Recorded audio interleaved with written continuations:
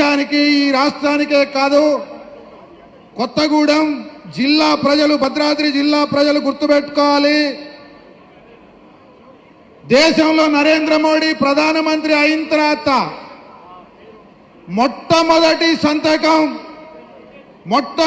సంతకం కొత్తగూడెం జిల్లాకు తీవ్రమైనటువంటి అన్యాయం చేసే, తెలంగాణ రాష్ట్రానికి ఆనాడు ఉమ్మడి జిల్లాగా ఉన్నటువంటి ఖమ్మం జిల్లాకి తీవ్రమైనటువంటి అన్యాయం చేసే ఫైల్ మీద సంతకం చేశాడు.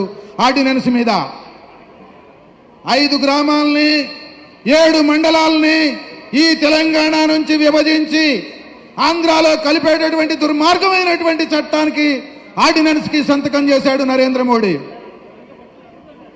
కాంగ్రెస్ పార్టీ ఎన్నికల ప్రణాళికలో ఆ 5 గ్రామాలని తీసుకొని వచ్చి తిరిగి తెలంగాణలో కలుపుతామని చెప్పేసి రాస్తే, నిన్న కేంద్ర మంత్రి కిషన్ రెడ్డి అంటా ఉన్నాడు, రేవంత్ రెడ్డి గారికి తెలిసి మాట్లాడుతున్నాడో తెలియక మాట్లాడుతున్నాడో, ఆయనకి ఏమి తెలుసో ఏమి తెలియదో మాకు తెలియదు, విభజన చట్టంలో ఉంది కాబట్టి విభజించాము అని చెప్పేసి ఈ వేదిక మీద నుంచి చెప్తా ఉన్నాం. కిషన్ రెడ్డి, విభజన చట్టంలో ఉందా?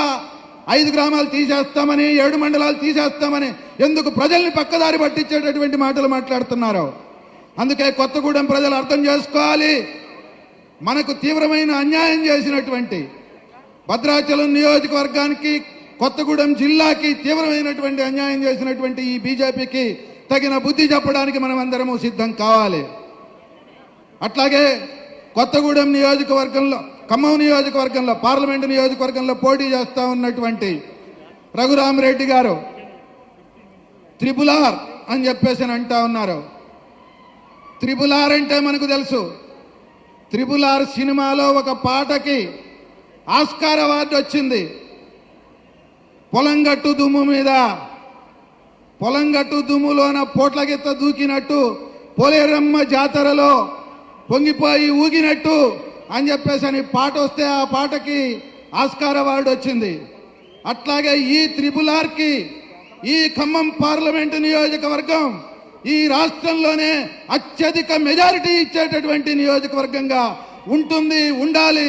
దానికోసం సిపిఎం, సిపిఐ, జనసేన, కాంగ్రెస్ అన్ని శ్రేణులు కదిలి ముందుకు రావాలని చెప్పేసి విజ్ఞప్తి చేస్తూ నాకు ఈ అవకాశం ఇచ్చినందుకు ధన్యవాదాలు తెలియజేసుకుంటూ సెలవు తీసుకుంటా ఉన్నా. నమస్కారం.